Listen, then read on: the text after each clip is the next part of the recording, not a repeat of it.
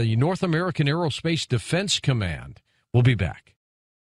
Next hour, we're talking about the nature of ghosts with David Pitkin before we go into open lines. When we come back, we'll take your phone calls and continue our discussion with Stanley Fulham. He's the author of Challenges of Change.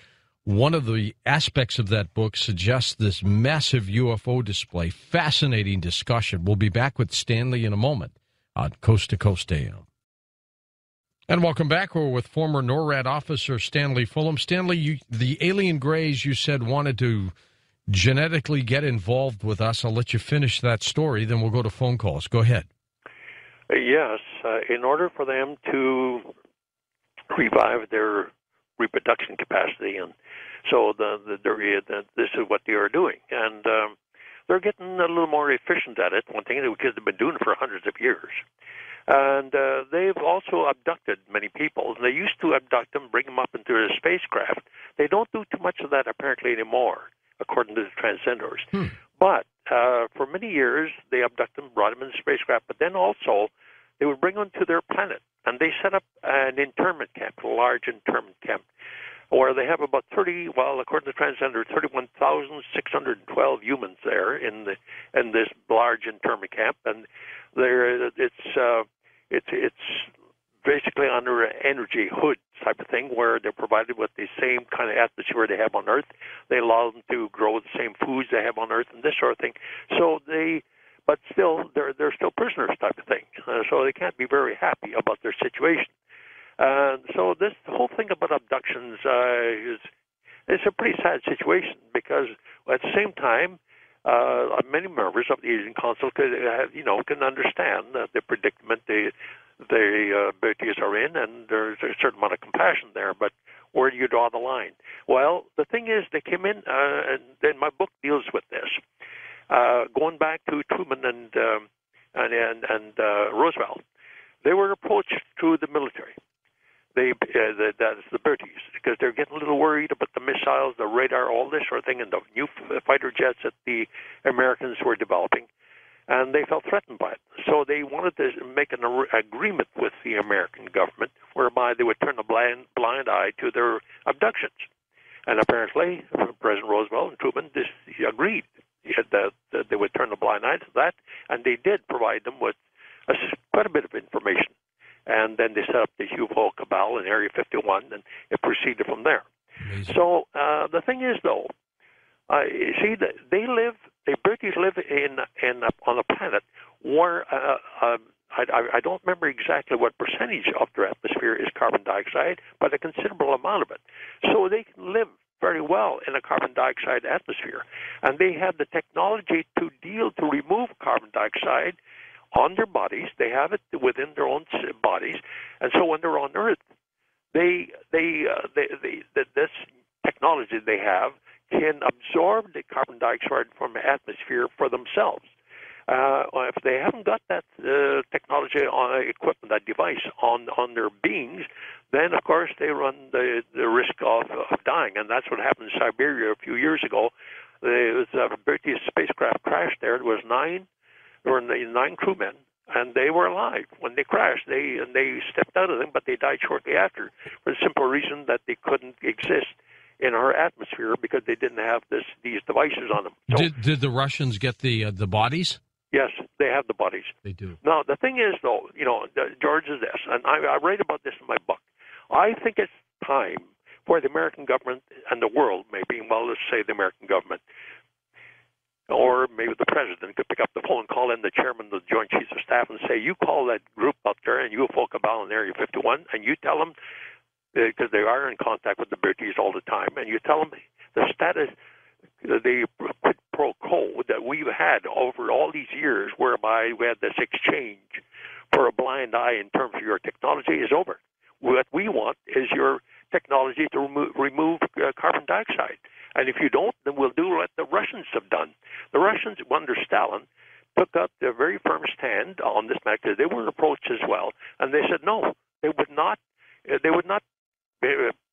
provide any truck or trade with the agents. And since then, of course, well, just 4 years ago, they shot down a British spacecraft over Russia. So the British don't feel too secure there, but they still fly over there Well, they did so just a few months ago. They were over Moscow for several hours. But that is, well, that's in a very minuscule, exposure to the situation. That's basically what it's all about. All right, let's take some phone calls. Fascinating. Oh, by the way, where do you get the book, Challenges of Change? I'm getting a lot of messages, Stanley, from people who want to pick it up. Where do they get it? Well, right now, you see, we self-published. Maybe that was a mistake, but anyway, we did.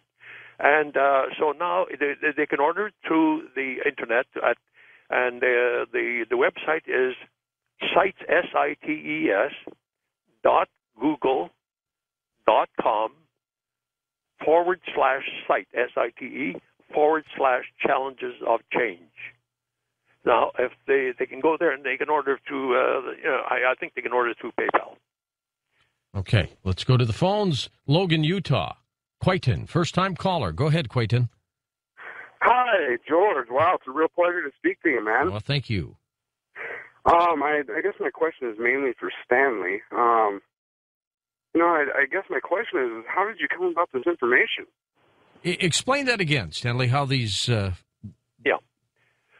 You see, when I left the Air Force, and my good friend Dave, the Norad intelligence officer, who provided me a great deal of information, but we still did not know where they were from, who they were, they were talking about agents, why they were here, why the abductions. Those are things we didn't know. And Dave, my friend, who knew a great deal about the UFOs, but he didn't know that either. And so, but all my life, I wondered about that, and I thought, it's very important. We've got to know. We've got to develop an interaction with these agents. And so, in frustration, one day I was talking to a very spiritual person, and I explained to her about my problem. I said, I was in the Air Force, and I tracked these UFOs, and they would appear on the radar and disappear instantly and reappear and this sort of thing.